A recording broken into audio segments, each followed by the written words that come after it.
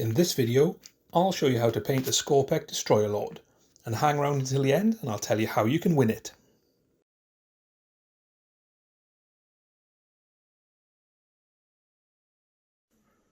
This Skorpekh Lord is a big boy, so I'm going to paint him following the box art for the Tesseract dynasty, and this should be really straightforward, so let's get started. The first thing we're going to do is we're going to paint up all the kind of armour limbs with brass scorpion. So this is a real simple one. You can see there, these are a little bit darker towards the bottom because of the way I've primed the model. So you see I primed the model with Leadbelcher.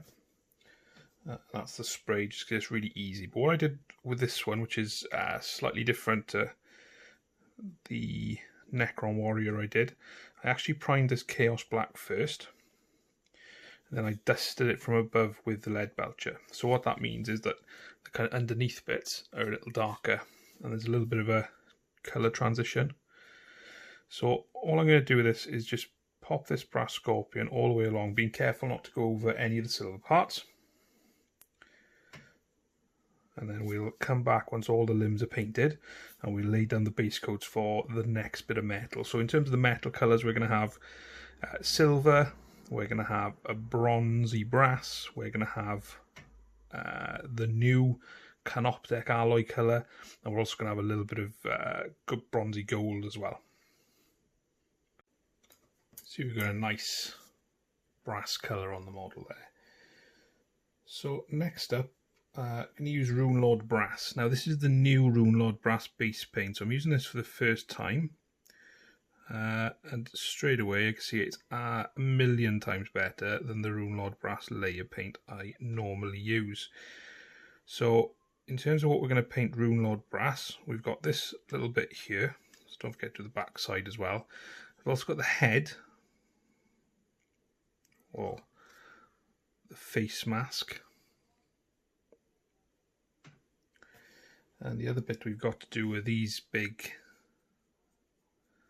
or this part of the over armour, I guess. So you can see there it's kind of showing through a little bit. So I'm probably going to have to do 2 coats here. But overall I quite like this. It's much better than the layer version. So there we are. I'm going to do the other side, work your way around, we'll come back and then we'll do the last different colour metallic next. With that Runelord Brass done, we're starting to really build those different metal tones. And the last different tone we're going to do is just in here on the kind of decoration. And the colour we're going to use for that is Balthasar Gold.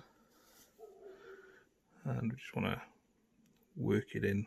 Make sure you get it inside all the decoration as well. You can see that Balthasar Gold's similar tone to the brass scorpion. It's just a little darker.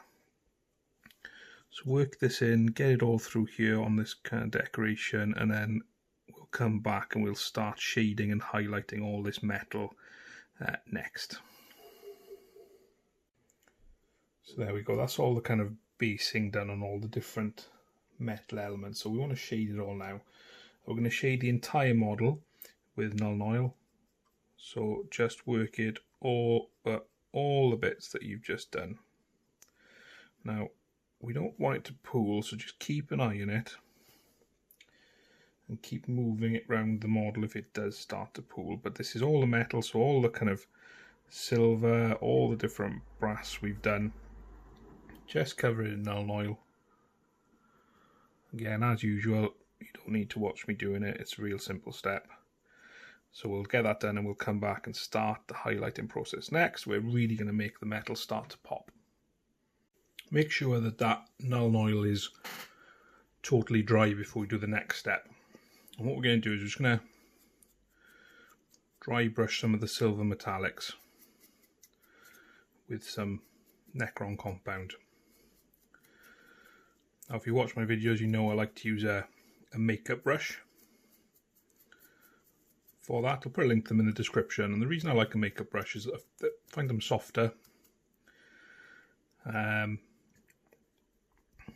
And they just give you a better, more controlled result. So just work your way around. We don't want the silver to be too shiny. because it is quite a dull silver. So I just want to pick out some bits. Don't worry too much if you spill onto other areas. And when it comes to the flensing claw, I'm not going to do that because we're going to do that with, make it hyper shiny because it's really, really sharp. So like I said, I've just done that with a maker brush. Nice and easy bit of Necron Compound. And we'll come back and we'll get onto the rest of the metallics next. So the first colour we're going to highlight is that brass, and the colour we're going to use for that is the Runelord Brass. So we're going to go back to Runelord Brass. What we're going to do is just going to try and catch the kind of sharp edges a little bit. And then where we've got any damage on there as well. So really simple, just run your brush along all those edges and it'll give you a nice rough highlight. And it's a rough highlight we're looking for, because all the metallics are quite banged up. So take your time with this because it's worth it to get a nice result. Now this base version of Runelord Brass, like I said, it is a lot better than the old layer version they did. So I'm just working my way around. Where you get somewhere where you think, so here for example on the flensing claw, you can just put it down onto those kind of sharp areas, or that are kind of jumping out. This gives a nice effect. So work your way all the way around, get those edges done. Where you've got cylindrical shapes like the arm for example, that you think, oh, that's catching the light, then you can just run the brush up there like that. It just gives us another dimension. Okay, so get that done, we'll come back and we'll move on to I think we'll do the Canoptek, or the top armour next with the new Canoptek Alloy colour. Everything's moving along quite nicely now, so if you kind of rotate the model you can see that that brass has got a really nice old type shine to it. So let's move on to Canoptek Alloy then, which is again one of the kind of new paints. I'm using this for the first time. We just want to get it onto the, I'm not even sure, it's not really a loincloth, is it? But I guess we'll call it that. So we just want to highlight the entirety of this with the Canoptek Alloy, leaving obviously the dents on the edges there. And this is covering quite nicely, so it's not too bad. And then the other area that we've got, or there's two more areas we've got, we're going to kind of work this in exactly the same. So we've got the head here. So what I want to do is, if you imagine the light coming here, is the top of the head will catch quite a lot of the light, and the bottom won't get so much. So we're just going to do the traditional edge in there. I'll go in and tidy that up off cam, but that's looking quite nice for the highlight on the head. And then we've got the back carapace, so just kind of edge highlight along here like we've been doing with everything so far. And then we'll come back and we've just got one more bit of metal highlight, or two more bits of metal highlight next to do, and then we can move on to some of the kind of more matte colours. So there we go, with all that Canoptek Alloy done, we're going to move on to the flensing claw. And to highlight this, we're going to use chrome from Vallejo Model Air. And essentially all we're going to do is just run it along all the sharp edges on the model, and this will just make it look extra sharp. So fairly simple step with fairly decent results. So just take your time. Obviously we don't want to paint in the dents. Just work your way around, and then we'll come back and then we'll do the last kind of bit, which is the gold bronze on the chest decoration. So the last bit of metallics we're going to do, we're going to use Sycorax Bronze, Sycorax, take your pick, and all we're going to do is we're just going to edge this bit of decoration here. So you just want to take your time. So I'm just making sure that the camera is focusing on the model, not my fingers. So take your time, just edge it and I'll do the insert off cam as well. Now, I haven't decided if I want to do this Necron rune as a glowing rune yet, so I may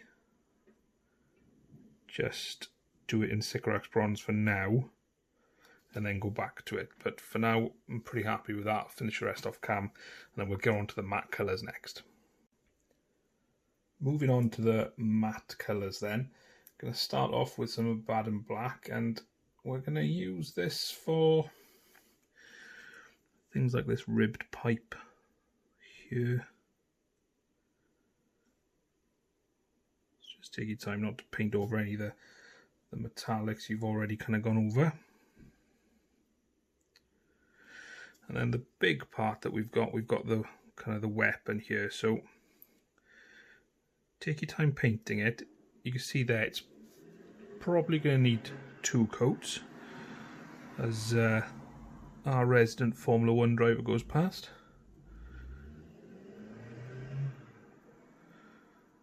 It's a Sunday, so obviously off for a Sunday drive. So cover it all. You may need 2 coats, that's okay. And in terms of any other black parts, it's really up to you. I think on the blade here, this part is black. But it's really up to you how much black you want and how much you want to keep silver. So just take your time working around the model, and then once that's all done, we'll come back and we'll highlight it up. We're going to highlight this black with some Mechanicus standard grey. I'm just going to show you on the kind of the back of the gun here, because again, all we're looking to do is just catch the edge as far as we can, and then drag the brush around. And if that means, you know, you change the position of the model,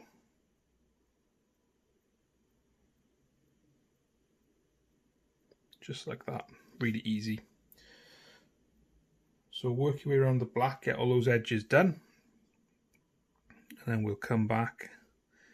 If you want to do a sharper highlight, you can with like a lighter grey again, something like Administratum grey, but I don't think I need to. But once we've got this done, I'm not too far away actually from finishing after the black highlight. Obviously we've got the blade to do, and I'm going to show you how to do that, show you how to blend it really easily, really quickly. But we need to base coat it first, so get that black highlighted and come back and we'll base coat everything that's going to be green. Okay, everything's looking pretty good now, so what we need to do is we need to base coat everything that's going to be green using some Corax White. So make a start on the blade, just taking our time, being careful not to get it on bits that we've already finished. And you can see there that we're probably going to need 2 coats. Make sure it's totally dry before you go back over it, otherwise you risk damaging the paint that's already down. And in terms of what we're actually painting, painting white even, so we've got the orbs on the shoulders as well. We've got some on the legs. We've got some pipe work. So check the box art if you're not sure, but all this pipe work is going to be green as well. It's not all going to be the same green. There'll be different greens. We're going to use the same green, all green colours, but we'll use them in different ways in different places. So if you're not sure what needs to be white, just follow the box art. But essentially it's everything that's going to be green eventually. And like I said, probably going to need 2 coats over everything just to make sure that we get a nice solid coverage. Okay, everything should be quite a bit brighter now, as you can see there. So one more base coat before we get involved with all the funky stuff that'll give us all the nice glows, etc. everywhere. We just want to base the blade with Moot Green. So I had too much on my brush first time around, so again you can see there it's a nice bright lime green, and this is going to be our lightest colour on the blade. And what we're going to do is we're going to shade down to get those funky transitions. So just work around the blade with the Moot Green, get a nice smooth coverage, so probably 2 coats, and then we'll come back. Now we've got that really nice moot green blade. It's still a little wet, which is why it's shining. Let's move on and have a look at all the glowing orbs. So they're going to be really easy to do. We're going to use another one of the new paints called Tesseract Glow. I'm just going to paint this into all the orbs. And then what we're going to do is take a damp brush, just move away anything towards the middle, which kind of just pushes the glow towards the end. So just work your way around all the orbs doing this, so we've got them all over.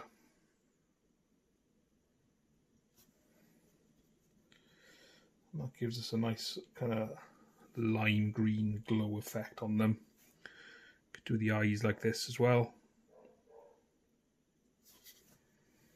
It's probably too much on that one there, so just clean your brush off and just take some of that away. Easy enough to do. Just like that. So work your way around all the orbs and the eyes. And the other things we're going to do as well is these not casings, but I guess energy rods in here. Just like that. And that just gives us that nice kind of glowing effect. Whilst this dries, you may have to leave the model lying down a little bit, because otherwise the glow will just run to the bottom there, and that's not the effect we want to go for. Okay. Next up, we've got all the tubing to do, and we want to just change the tone of green on this a little bit. So have it a little bit darker. I'm going to use Warp Lightning Contrast Paint. Just give that a good coat there. So it just gives you a darker kind of tone, darker shade of green. So all we're looking to do is work this over all the piping that we've painted white, just to give us something different to look at on the model. So work your way around, get all that done, and then we'll come back and we'll get onto that big phase blade next. You can also, if you want, just highlight the cables just with a little moot green. Just looking for those kind of highest areas, just to kind of work it in. And then some you'll be able to catch an edge like that, and it just adds a little extra colour, a little brightness. And once it dries, it looks quite nice as well, so that it's not just that one colour on the back. Okay, so onto the blade next.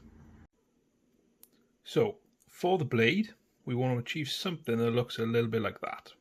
So it's not a perfect blend, it's just, you know, a decent blend. If you want to, you know, it's not quite heavy metal standard, but for this model, which I'm hoping whoever wins it is gonna play with on the table, it should be adequate. So let's get going. So the first colour we need is Warp Lightning Contrast Paint.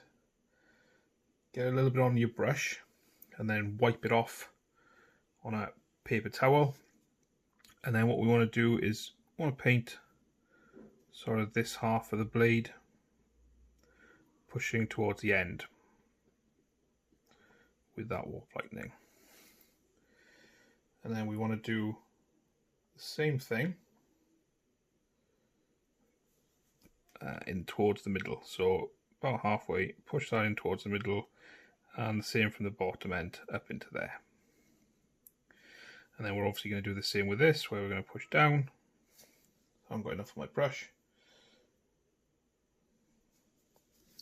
I have to twist around to show you this one, where we're just going to start about there. And we're going to push down to the bottom of the blade. We'll try and get a nice even coverage. So let that dry. The top one looks like it's probably already dried a little bit. So what we're going to do is going to go back to the top one, and then probably about, not right to the end, but just about 3/4 up towards the top. And if you do overspill, just wipe it off, or just repair it with some Moot Green, which is probably what I'm going to have to do next. Same again, in towards the middle. Okay, and what you need to do, and the key to this technique, is to just keep working. Make sure you haven't got too much on your brush. Just keep working it towards the edges, making sure each layer is dry every time. Now, I've spilt over there because it's a little bit more difficult to show this on camera than I thought it was going to be. So what I'm going to do is I'm going to finish off these few now, and then I'm going to go back and get some Moot Green just to tidy up that blend a little, and then we'll come back for the darker colour. And just to show that there's no dark arts going on with that in terms of how you clear that up and get a better blend, you just paint to where you want the colour to be lightest, or where you want to deposit the most paint, I should say. So there we are. Just needs a little bit more tidying up, and then we'll come back to the darker colour. The darker colour we're going to use towards the end of the blade is going to be Dark Angel's Green contrast paint. Now this is really powerful, so excuse me, it's really important that you haven't got too much on your brush. What you're looking to do is you're just looking to catch that last top end with the Dark Angel's Green. Same here with that middle piece.